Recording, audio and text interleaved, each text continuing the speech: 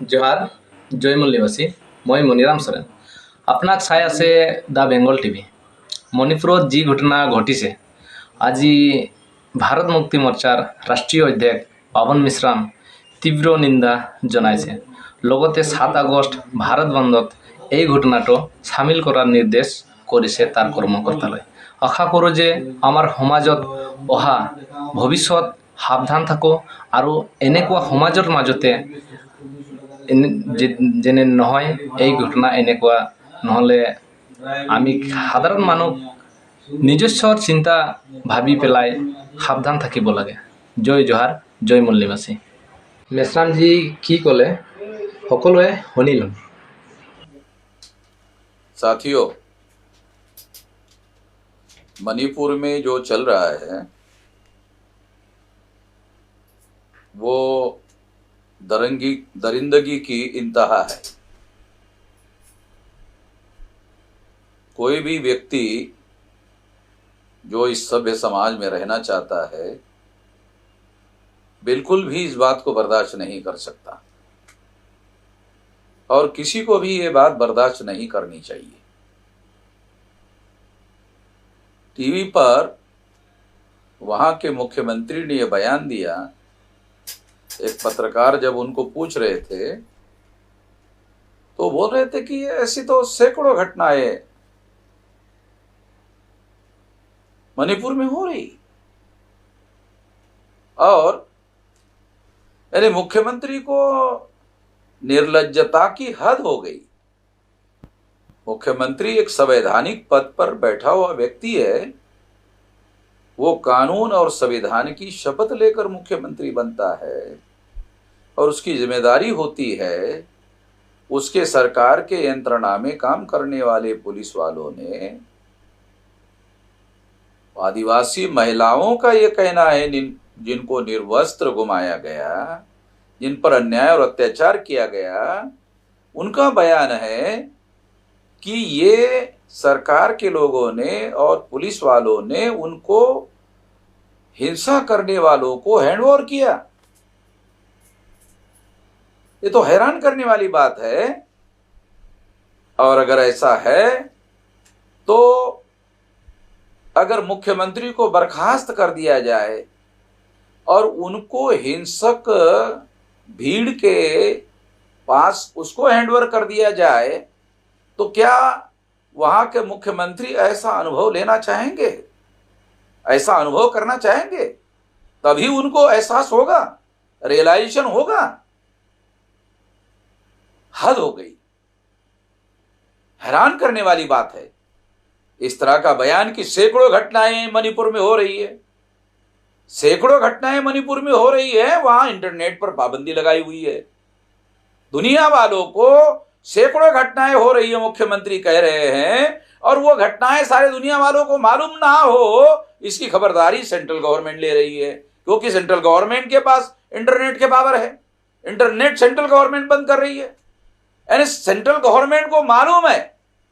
हमारे पास जो सूचनाएं उपलब्ध है उसके अनुसार सेंट्रल गवर्नमेंट को भी मालूम है, जानकारी है सेंट्रल गवर्नमेंट के पास में, मगर सेंट्रल गवर्नमेंट ने किसी प्रकार के कार्रवाई का आदेश राज्य सरकार को दिया, ऐसा कोई सबूत उपलब्ध नहीं है। इसलिए सेंट्रल गवर्नमेंट के इनएक्शन की वजह से, यानी किसी प्रकार की एक्शन ना करने की वजह से ये सारा मामला इतना गंभीर हुआ है, ऐसे कहा जा सकता है।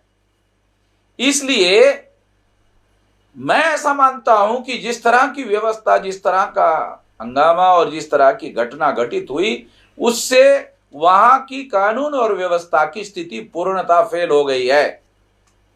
गवर्नर का खुद बयान है, गवर्नर ने जो बयान दिया उस पर भी मैं बहुत हैरान हूं। गवर्नर को उस सरकार को बर्खास्त करने के लिए सेंट्रल गवर्नमेंट को रिपोर्ट भेजना चाहिए। गवर्नर ने यह काम किया ऐसी कोई खबर नहीं है।